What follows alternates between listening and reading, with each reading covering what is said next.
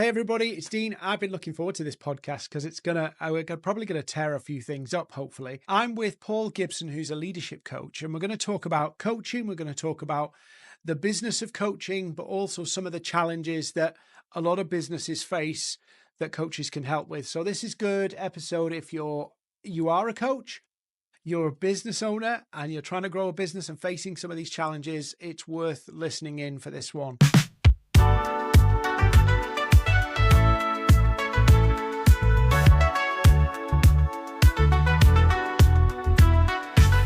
Paul, it's great to have you on.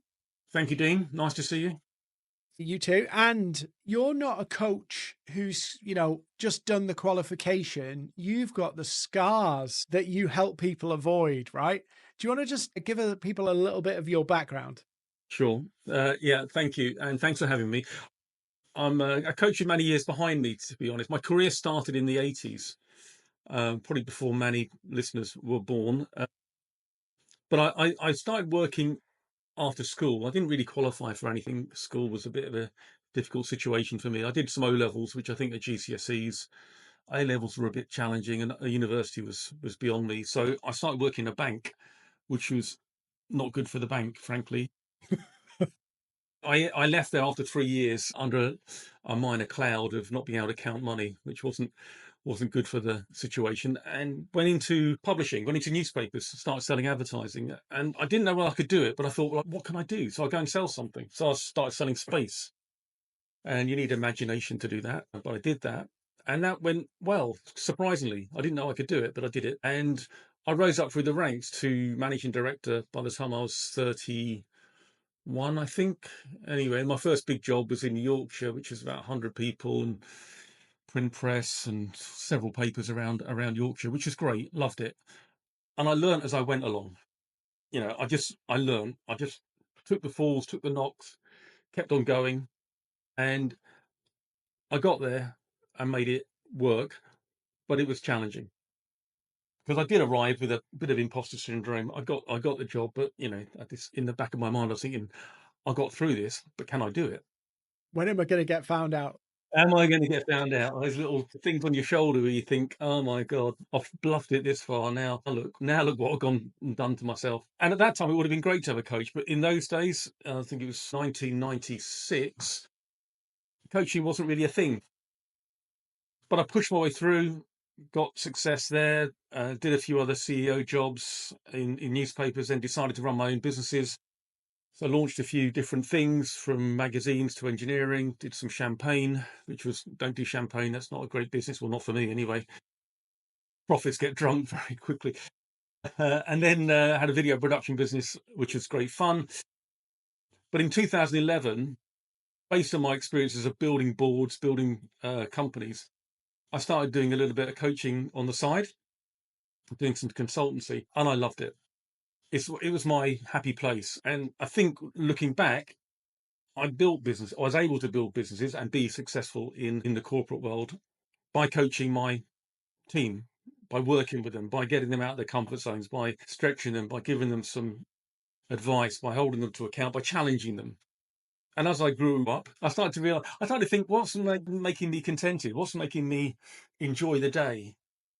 And I thought of coaching. So I gradually let go of all the other business interests I had to get to a point now where I just coach Mhm.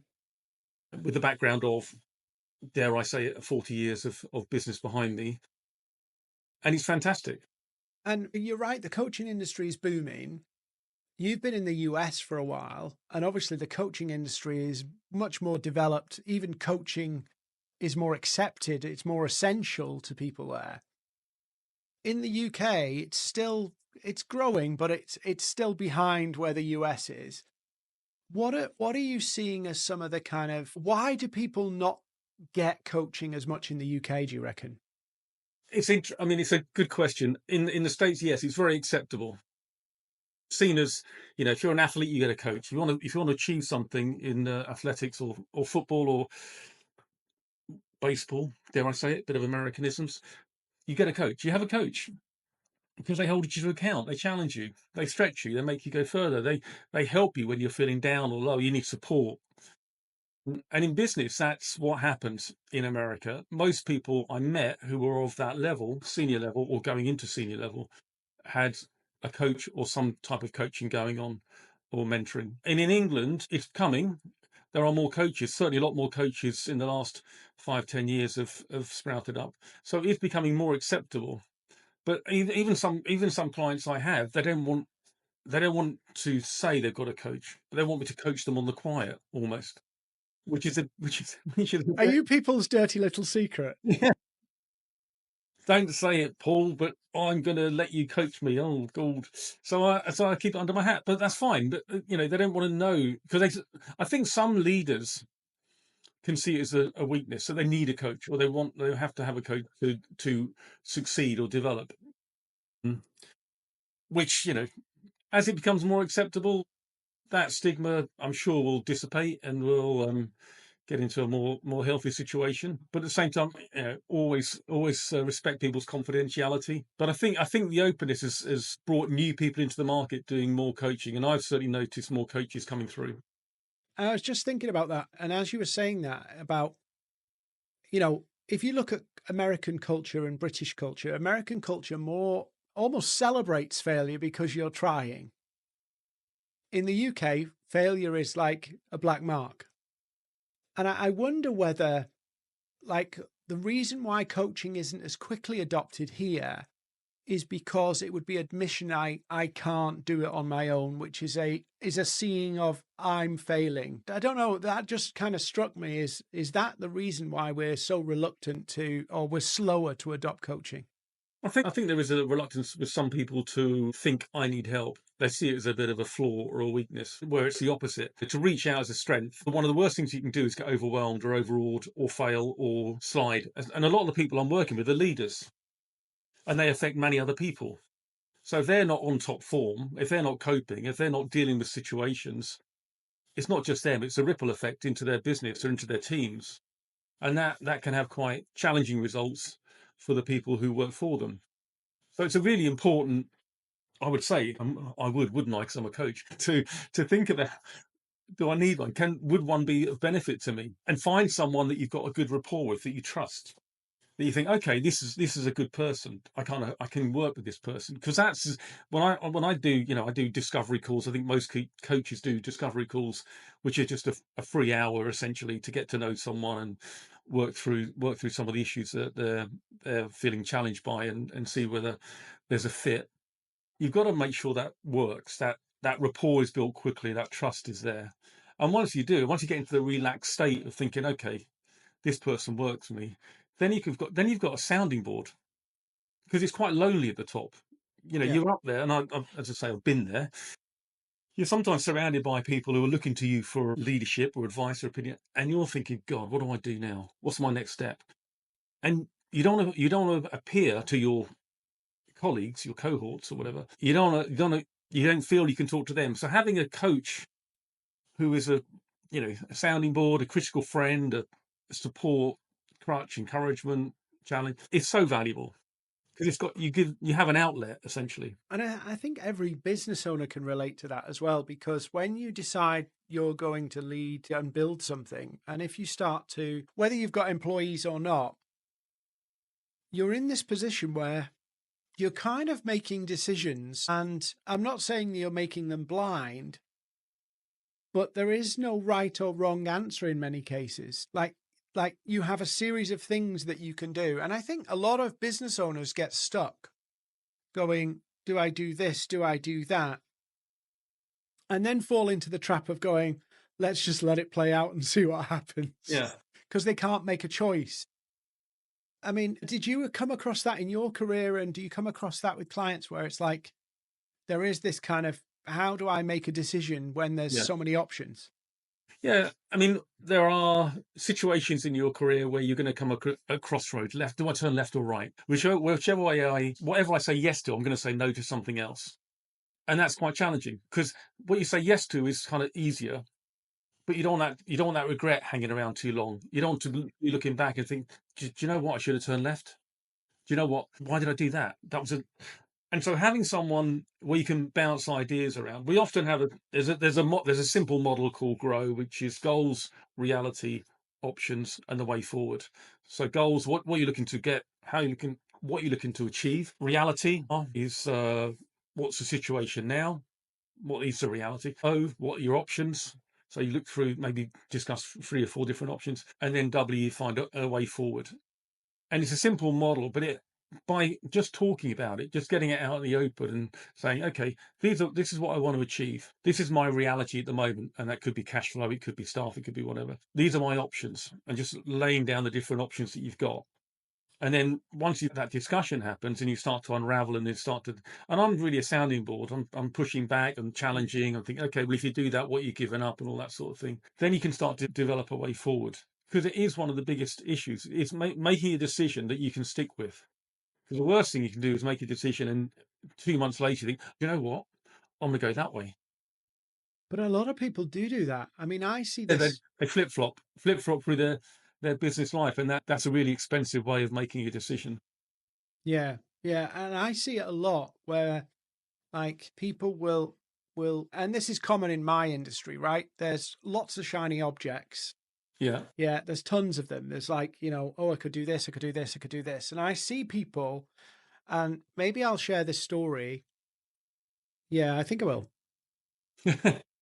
It's a kind of sad story, but it was somebody I tried to help a few years ago, and we stayed friends, but I vowed I couldn't work with them because they were like they wanted to write a book, they wanted to build a YouTube channel, they wanted to build a course, they wanted to dominate LinkedIn, and they were trying to learn presenting skills all at the same time.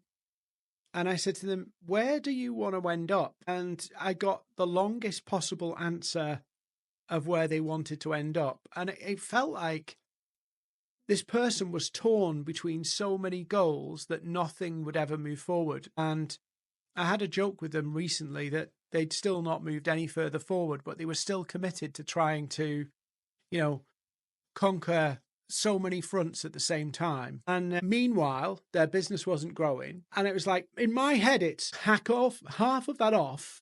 Even if you go, it's not LinkedIn, Dean, it's YouTube, or it's this, or it's that. You get rid of half the stuff and get one thing nailed. But they could not let go of the other things. Yeah, Is that and common or just a it weird is thing? so very common. It's what are your priorities? As you said, your colleague, friend, or whatever had 7, 8 different priorities. Working out which one's really important, working out which one's going to get you to where you want to get to, is the critical thing. Because we could all do 20 things at once today and get absolutely nowhere. And you achieve nothing by being a jack of all trades. You have to focus. You have to have priorities. You have to work out what is going to take me to the destination I'm desiring. And a lot of that is reflective talk by the coach saying to you, okay, well, what's that going to achieve? How's that going to help you? Okay, and what's the other issue? And you bounce it around and you suddenly realize, okay, well, that's really not a priority, that one. And that can wait. That I'll put that on hold because we're all human. We all have whatever hours a day, depending on how your work ethic is to achieve what we want to achieve. But what we can't do is burn out, get overwhelmed, not sleep, not eat. Then you start achieving nothing apart from having bad habits, bad relationships, bad life. That's when it starts to become, well, very difficult to exist, frankly. I mean, I've been coaching people who've been really in quite critical situations with their business, and yet that feeling of being overwhelmed, which I have had a few times in my career, it just stops you. You just can't move forward. You get in a really critical, chewed up situation, and at the same time, you've got to lead. You've got salaries to pay. You've got VAT to pay. You've got to do things, and so that's when and I'm sure other coaches do, but I offer free interim support. This isn't a plug, but this is just an observation that if people get really stuck when they're one of my clients, they can WhatsApp me anytime and we can jump on a call and just talk through a meeting, a decision, a problem, just to make sure that they're got their feet on the ground and they're thinking clearly and they've got a bit of sound advice or they've got a sounding board at a critical point. because coaching sessions are generally only an hour and a weekly or fortnightly or whatever. Sometimes it can't wait. And And it's you, important to know that you've got that support. you mentioned you mentioned like you'd had experiences, and I know I have. I've had experiences where it's like this is too much. Yeah. Do you have you got any stories that you can share of those crunch moments when you know I had a crunch moment where it's like I think it would be better stacking shelves in Tesco than this. Have you got any stories of any crunch moments where you felt that? Because I think the reason why I'm asking is the internet is full of people showing their success and how it comes with ease. And it's very easy to get this warped perception that if you do business right, it will all be plain sailing. There'll be no existential crisis. You'll never regret it. You'll have ultimate freedom. And then you're sat in the realities looking at that and going, what's wrong with me? Can you share some of the stories of your kind of crunch moments? Yeah, one comes to mind. I was running a magazine business in London. I'd taken it over. It's one of those magazine. Well, it's one of those companies that was successful, and sometimes well, often it's easier to take over a failure or a broken company because you can fix it.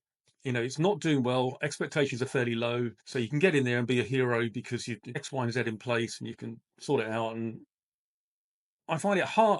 The biggest challenges I've had is when I've taken over. This is when I was in corporate world. Taken over a business is actually doing all right and actually is maximizing its profit as far as people are currently concerned. And so I stepped into that situation. It was in Notting Hill, and it was a really well run business, really good. And so I thought, well, I'll, nurture this and try and make some tweaks and try and make it work a bit better and put some efficiencies in, but also put some training in and development of staff and all that. And then suddenly we had a launch, two launches against us. Two competitive magazine publications came out aggressively against us, and they were quite good. The competition was quite good, and it was a real concern. And I thought, this is really going to cause me problems. So what do we do? How do we protect our market?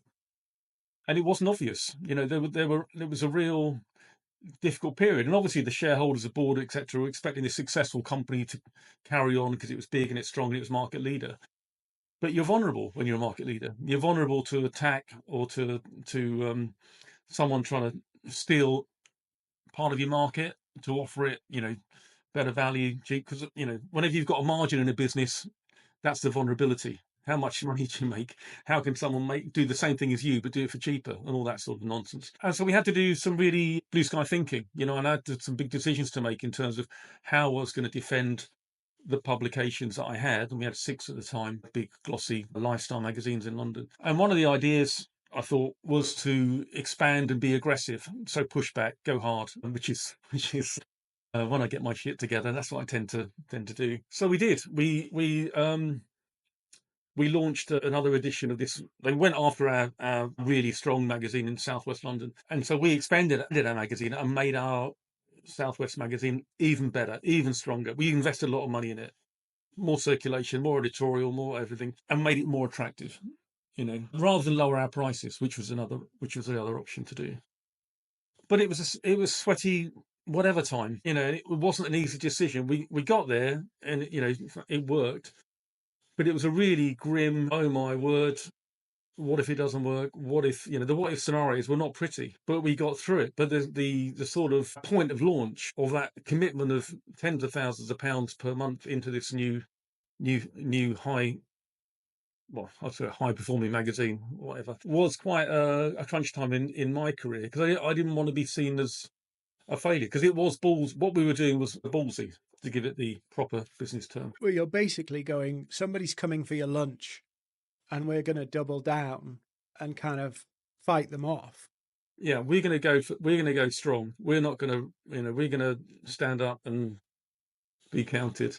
But there's a million scenarios of people who've done exactly what you did, and all it takes is your competitor to find something to get a stronghold in, and you could have sunk all that money and come off worse, right?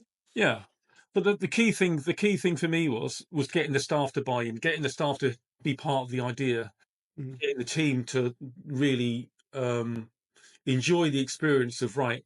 We're under attack. under threat, if you like.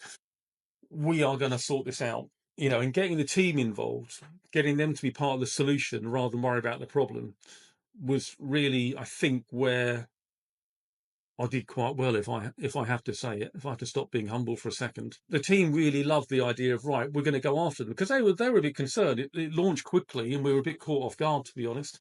And of course, all your customers are displayed in your, they just buy a copy of your magazine and start ringing them up, right? Yeah, exactly. Well, and they started getting. I mean, some of our key customers started getting free space. So they were suddenly, and I don't blame the customers for taking up, a free. Their business is their business, but we had to protect our business. We had to go all guns blazing. And I mean, that's the way there's another example in even earlier than that, where someone tried to launch. I heard about someone trying to launch against us, and this was in newspapers, or I call it media. Most people don't understand newspapers now. Almost dead, sadly. Someone was launching against us, and we did a preemptive strike. Get in first, get in hard, and do it. But at that time, the stress and the strain. Looking back, it's great. Rose-colored glasses. We won. We did this. We did that. It was great. But at the time, I do remember the feeling of, this is painful. This is quite overwhelming. This is going to be, if this doesn't go well, if this doesn't hit the mark with the market, because that's what it's all about, what the market want, this could be quite a disastrous decision. And it is a series of leaps you have to make on obviously not just emotional leaps, but you are making decisions assuming things will play out a certain way that could easily, was it Newton's third law? For every action, there's an equal and opposite reaction, or the law of Yeah, yeah, yeah. unintended consequences. So you could have ended up with all sorts of stuff. But it's interesting because you talked there about like two different scenarios and how you kind of, your instinctive reaction is like, let's take the fight to them. Yeah, yeah. There's other traits though, isn't there? There's like the trait of, yeah, well, maybe we just have to adapt to that. How do you change your traits? Like, for an example, my dad was a coal miner. So I come from very working class background. You carry who you are into the next world that you go into and what you've grown up with. And for a long time in my business, I was wired, because I grew up in a place where we didn't have a lot of money. It was to avoid losing money, which is not a bad principle, but I would avoid fights where the risk of losing money. And so it took me talking to a coach actually to realize that basically I was playing life not to win, not to lose. Yeah, yeah. So I was making a series of safe bets, but at the same time as making that safe bet, I was closing doors. And I never could get my head around that until I realized, oh, yeah, literally I'm trying to just not lose. Well, it's a motivational factor. There's two. One of the models you work with is two things. You're motivated by success, or you're motivated by fear of failure. Fear of failure is, I'll play it safe-ish. I'll just go through life and I'll get a job and all that, which is all great. But the motivation is, I don't want to fall backwards. I don't want to go. I don't want to be worse off than I am today, tomorrow. So therefore, I won't risk too much or anything. And drive for success is where you are a bit more maybe ballsy, or you have a more optimistic outlook. Because I think you have to be optimistic to do things in business. You have to think, I can, I will, I believe. And at those points when you're making that decision making, because people get old, I can vouch for that, and they have regret. Some of the people I work with who are doing second or third careers, or second and third reiterations of them, they always say, "Oh, I wish I'd done this sooner. I wish I'd had the whatever to do this earlier in my career." And that sort of regret gets a little bit in the way, and we have to deal with that and sort of we have to park it, because it's past, it doesn't exist, it's happened. But essentially, it's being able to get your mindset right to where you are at a crossroads and you think, okay, I can play it safe, or I can go strong and I can go big. What's the right decision? And your natural inclination, as you say, you grew up in a fairly poor background, or working class, or similar. I was council house, etc. I didn't have any of the trappings of money, and I thought, well, that's not going to stop me. And I think my character, certainly in business, is I want to achieve something, and I want people to know that they can achieve something. I want people to achieve their best. You know, people, very talented people, can achieve very little by the wrong mindset. Mindset matters so much. And if you've got limiting beliefs, as we call them, imposter syndrome, another phrase that's pretty well known, it stops you from doing what you want to do. You know, because I think everyone's goal, and we talked about this morning with a client, the goal is contentment. You want to be contented. So be careful what you want and what you wish for. But once you've worked that out, once you've worked out your values and your what you actually do want to achieve in life, go for it. But make sure your end game is contentment rather than another car or another yacht or whatever. It's important to work out at the outset what contentment means to you and what your ambition is going to lead to. And I think, Just a on lot of, that point, sorry, yeah. sorry to cut you off. Just on that point, though, there's some people who've been going and doing things for a very long time that they find it hard to know what they want. They're like, I'm just here. I've just arrived here, and kind of like don't know what they want. How do you kind of deal with that, where it's like, I'm not really sure where I'm going? Yeah, it's a good question. I do some work on purpose, coaching on purpose. I am not a life coach, just let me get that straight. I'm a business coach, but life obviously impinges on everything we do because, whether it's relationships or inner feelings about your own ambitions. And in terms of what people want, you're right. Some people just set off and I want to make money. Money is a big driver, because they think money is success stroke contentment. And a lot of people achieve a great deal of money, but aren't particularly happy. Some of the people I've worked with, and two I can think of I work with, are very well off, but they haven't quite reached the purpose. And it's a matter of reflecting back on what your values are. And I do exercises, values exercises, a simple sort of values exercise where you run through sort of 100 multiple choice. These are all the things in your life, whether it's friendships, whether it's money, whether it's fair play, whether it's all these values. And you have to kind of whittle it down to 10 of all the hundreds that you can choose from. And then from there, we do an exercise together where we get that in order as to, of those 10, what is important to you. And it brings out all sorts of conversations, and that's a lot of it, what coaching is about, the conversation, the richness of the conversation. And people people uncover really what matters to them, really what their beliefs are in terms of, I will be contented when I have got this. Because I do believe that obviously life is a bit of a journey and you don't actually reach that goal because the goal, quite often you reach a goal and you want something else and then you want something else and you want something else. And so it's working through contentment would be, if I'm on this path, contentment would be achieving that and going for that and going for that and achieving that and being that and time is a big issue, especially when you get past 40, which I know you're nearly there. I am there. And I can add something in here because actually, obviously, I started my business in nearly around when I was 30. So I started my business roughly when I was 30. I've been doing all sorts of stuff before, but when I was 30, and back then it was like, I want to build this into a £10 million business. I want to do this.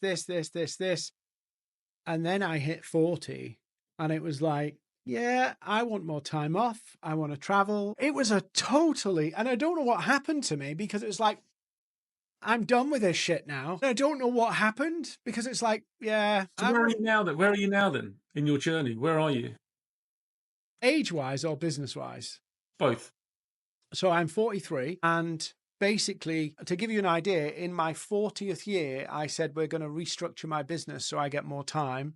I reduced the headcount, partly because of AI was coming as well, and that changed a lot. But basically, I focused on what can I do that I enjoy and that I get the time to travel. And I don't know what happened, but it was just like Dean had a transplant of dreams. It was like totally different. And are you doing what you want to be doing now? Is your business and your personal life, is it in balance, would you say? I'm probably working more, but I'm doing stuff that I enjoy. So the coffee shop thing, you'll find me in a coffee shop on a Saturday serving drinks for very people. good croissants. Yeah, I love the coffee shop. Love doing the coffee shop. I travel quite a lot now, so I get to travel usually to warm destinations because I like warm destinations. So all of my businesses, this is kind of funny one. I market my business in warm locations. Like Glasgow, is that right? Well, that's an exception, but like Miami, like Dubai, places where I want to go, I'm marketing my business to those places. But you're right. Like something changes when you turn 40. You realise, I mean, you realise time is the most valuable thing you have. Nothing else, health and time. You know, if you've got your health and you've got some time on your hands, that's the essence of it all. And if you're doing things you don't like, don't enjoy, you're chasing the wrong dream, or you chase a dream you were told you should have rather than is actually yours, it's time to reconsider. Mhm. It's it, time is it quickly goes, and it's a valuable thing. It's the most valuable commodity to take care of.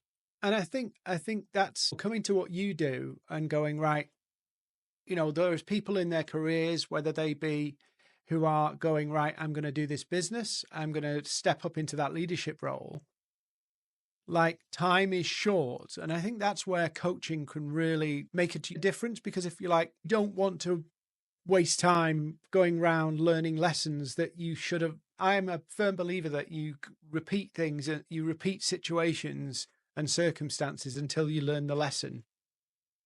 Yeah, a client of mine yesterday said coaching is a shortcut to success. What success? That doesn't mean money. That just means success in terms of achieving what you want to achieve.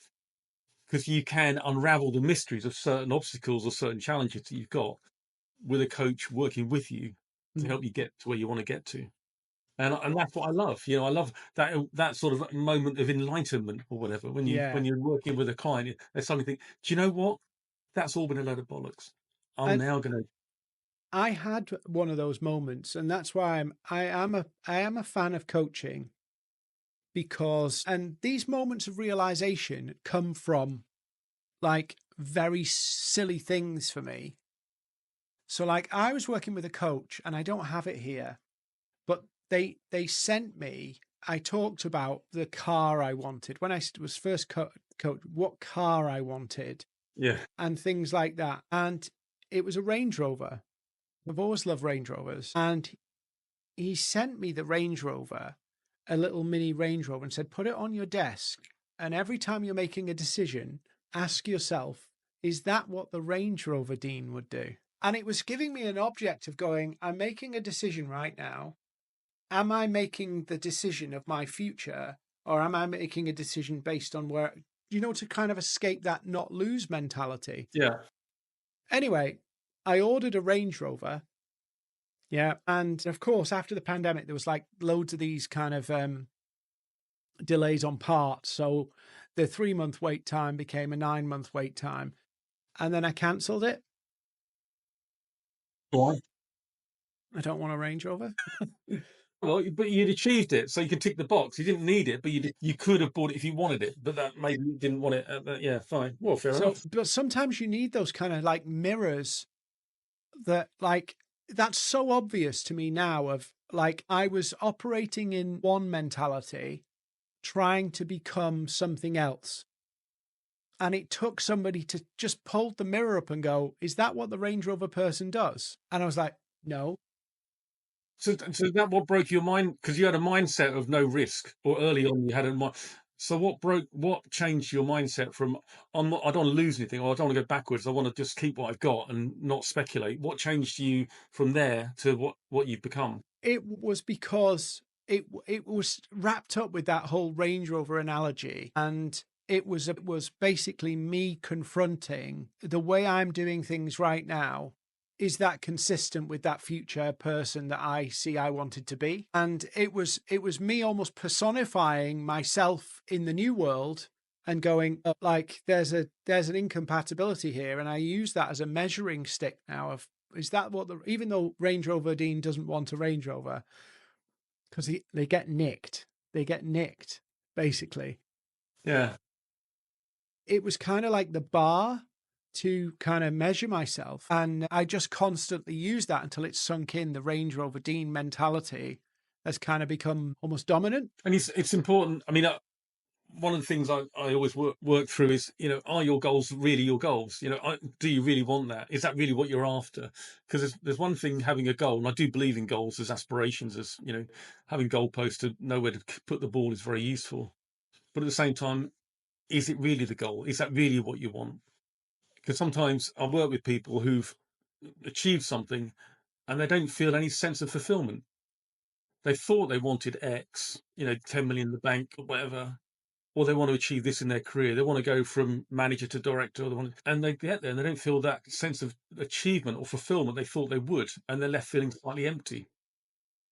And that's when you got to go back to core, the core of who you are as a person, because obviously we're all different, and trying to establish what is going to make you contented, what's going to give you what you need in life to make you feel this is a real me. This is a real me.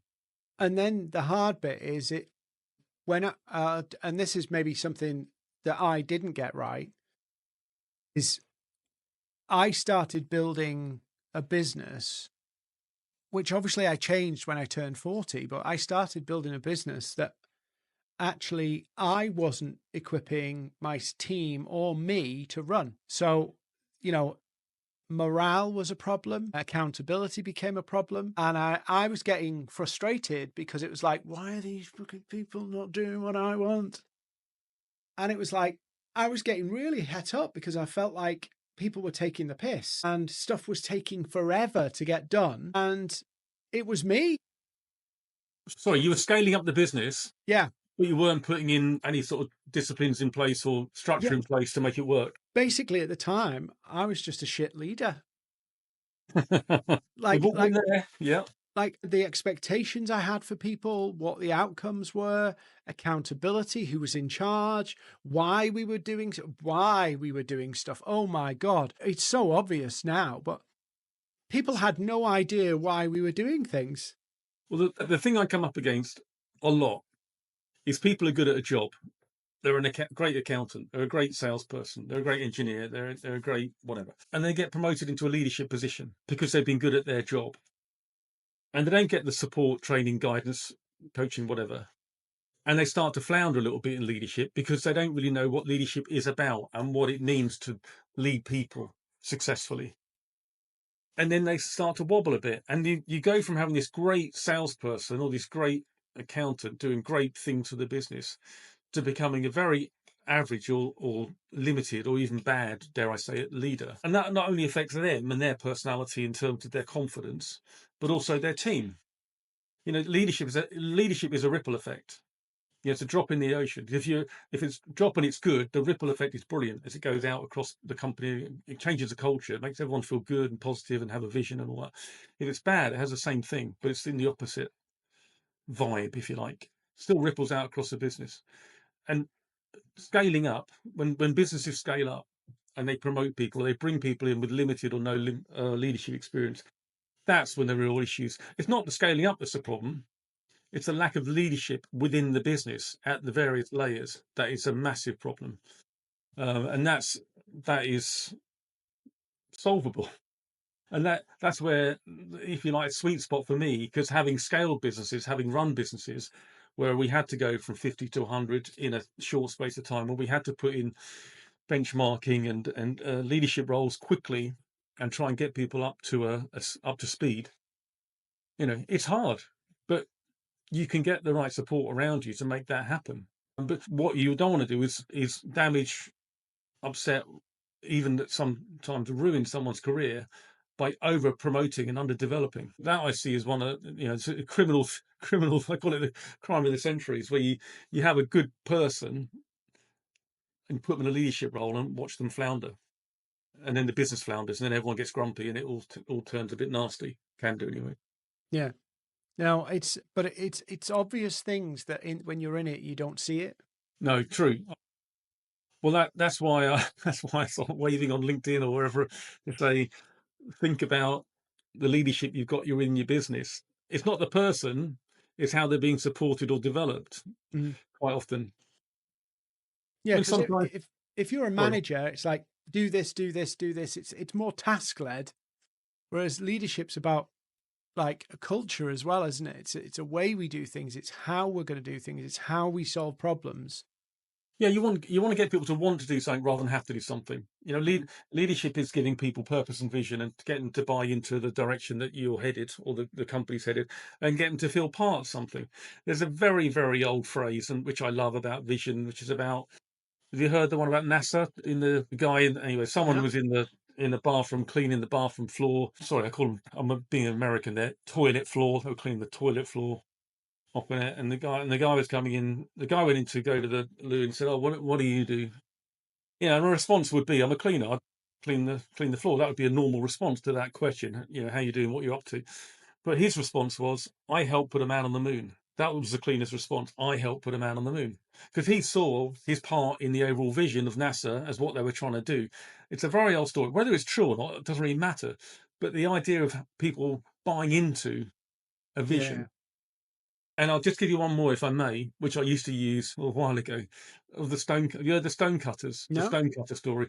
There's a great story. A guy walking through the forest, a guy cutting stone, pretty randomly, hacking away at a bit of stone block, sort of thing, chipping away, making a bit of a mess of it. But, not really into what he was doing, and all that sort of thing. He said, "What are you doing?" He said, "Oh, I'm making a stone rectangle. That's what I'm doing." So you're making hard work. Yeah, yeah. Well, I've got to do it. I've got to finish it by Friday, I think. Not sure. But anyway, that's what I'm doing. Anyway, it'll be a rectangle by Friday. That's my. When the next guy, I'm paraphrasing. Went to the next guy, yeah, and he was doing a great job. Almost finished, straight lines, rectangle, almost there, well ahead of schedule. And he said, "Oh, what are you doing with that large stone?"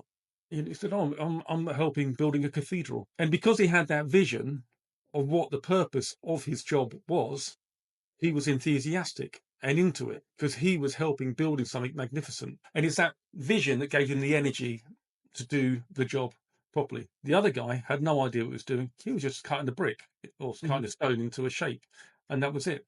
Yeah. So leaders, and that's the style of leadership, is visionary. And there are five others which I won't bore you with now. But visionary really does help people get involved in the process of success. No, that's cool. Paul, that was a perfect note to finish it on, actually, because we've talked all sorts there. Thank you so much for coming on. I'm going to share your socials here, but if you are in that place where it's like, you either need to develop yourself, maybe you're feeling a bit like a shit leader like I was, you need to have a chat with Paul. Have a chat with Paul. Like he said, have a chat with him. If he's a fit for you, great. If he's not a fit for you, he's been a sounding board for an hour or whatever his free slot is. But go and find Paul on socials. I'll put his links down below, and have a chat with him. And if you are heading for leadership, you want to move yourself up so that you're capable of holding it, and you don't feel like you're overwhelmed, overrun, and pissing people below you off. Yeah, don't piss off people. Yeah, That's the motto for life. yeah, it's a Yeah. great No, motto in thank you, life. Dean. It's been a real pleasure. So I appreciate being invited on, and I've really enjoyed it. So thank you. Awesome.